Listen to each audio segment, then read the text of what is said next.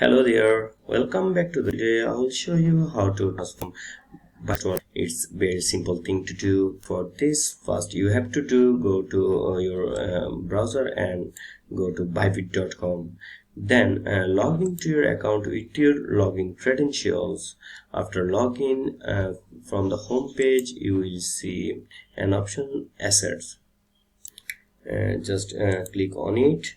And you will see your balance here and two options, withdraw and deposit. Select withdraw from here. Now from this page you will see your withdrawal options.